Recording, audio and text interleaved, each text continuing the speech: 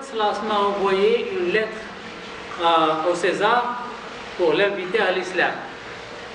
Et le César, il était convaincu, il a voulu être musulman. Il a discuté avec Darater, il dit qu'est-ce que tu penses?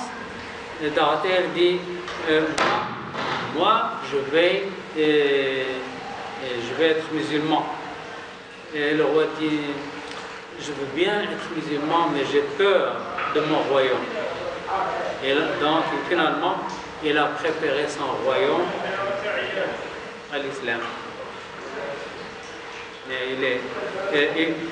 Il a demandé conseil à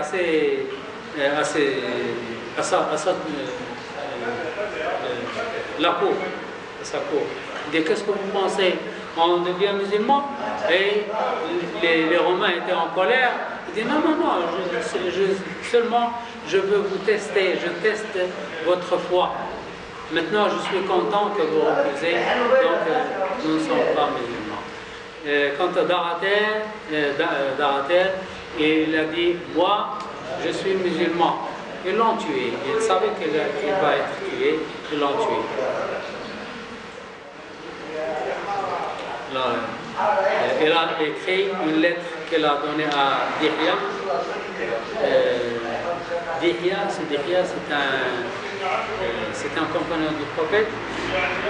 Et Jibril, lorsqu'il vient à la terre et il veut être apparent, il prend la forme de Dihya. Il passe devant les gens comme s'il était Dihya, alors qu'il était Jibril. Il prend la forme de Dihya, la forme et le visage de Dihya. Il y a beaucoup de ressemblances, il y a 5 ressemblances du prophète, 5 ressemblances. 5 personnes qui ressemblent exactement au prophète. Il y a Adam, il y a Ibrahim, il y a Mus'ab ibn Umayr. Adam et Ibrahim sont passés avant. Il y a Mus'ab ibn Umayr qui était un compagnon. Et il y a Ja'far ibn Abi Talib, le frère de Ali ibn Abi Talib, Ja'far Tayyar. Et il y a Hassan, le fils de Ali ibn Abi Talib, Hassan.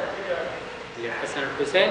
Hassan était exactement comme son grand-père, comme le prophète sallallahu. Ils étaient 5 qui ressemblaient exactement au prophète sallallahu. Lorsque Mus'ab ibn Umayr était tué à la bataille de Uhud, les mécréants disaient nous avons tué Mohammed, nous avons tué Mohammed. Et ils se sont trompés, ils croyaient qu'il était Mohammed, alors qu'ils ont tué Mus'ab ibn Umayr. 5 personnes qui ressemblaient au prophète, c'est Adam, Ibrahim, Khalil, Mus'ab ibn Umayr, Ja'far Tayyar et Hassan ibn Ali ibn Abi Talib. Il y a une personne, un compagnon du prophète qui ressemble à Isa ibn Maryam, à Jésus-Christ. Il s'appelle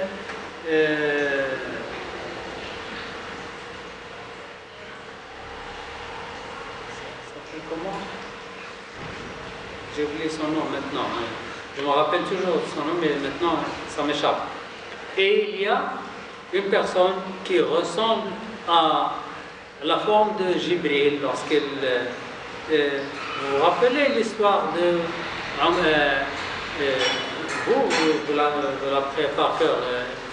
حديث عمر بن الخطاب بينما نحن جلوس بين يا رسول الله دخل علينا رجل شديد سواد الشعر شديد بياض الثياب جلس الى الرسول صلى الله عليه وسلم اسند ركبتيه الى ركبته et cet homme ressemblait exactement à Dihya. Oui. Alors le prophète sallallahu alayhi wa sallam a donné la lettre à Dihya, l'a envoyé du prophète à Héracle et il a écrit qu'il est devenu musulman, puis les Romains l'ont tué, Darater, il est devenu musulman, puis ils l'ont tué. Son savoir, le savoir du prophète, son savoir était divisé en 3. Un tiers c'est un savoir général pour tout le monde, pour nous. Comment on fait les ablutions, comment on fait la prière, comment jeûner, comment donner l'aumône, comment faire le pèlerinage et ainsi de suite. C'est pour tout le monde. Un savoir pour les amis les plus proches ou les amis qui le méritent. Il l'a donné à Abu Bakr Siddiq, à Omar al-Khattab, à Uthman ibn Affan, à Ali ibn Abi Talib. Il a donné à Abu Huraira. Regarde Abu Huraira ce qu'il a dit. Il a dit, si je vous dis ce que je sais, vous allez me couper cette voix. Vous allez me tuer, vous dites, vous êtes ignorant. Qu'est-ce qu'il leur a dit? Je ne sais pas. Et un savoir, il l'a gardé pour lui tout seul. Il ne l'a pas dit à n'importe quoi. Un savoir qu'il garde pour lui tout seul, il n'est pas permis de le transmettre. Il a dit une fois, j'ai eu la permission de parler d'un ange des porteurs du trône. Son pied est sur la septième terre et son épaule c'est au-dessus du septième ciel, et entre cette partie de l'oreille et l'épaule, c'est le vol d'un oiseau non-stop pendant 700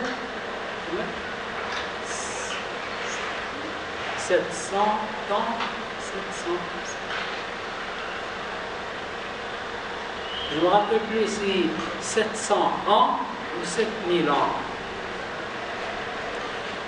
Entre cette partie, la partie inférieure de l'oreille et l'épaule, entre cette partie et là, c'est le vol d'un oiseau, disons 700 ans.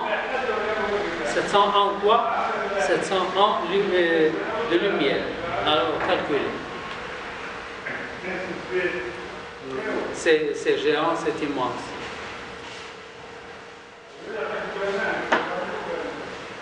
Deuxième preuve. Alors, la première preuve, c'est qu'il est illettré.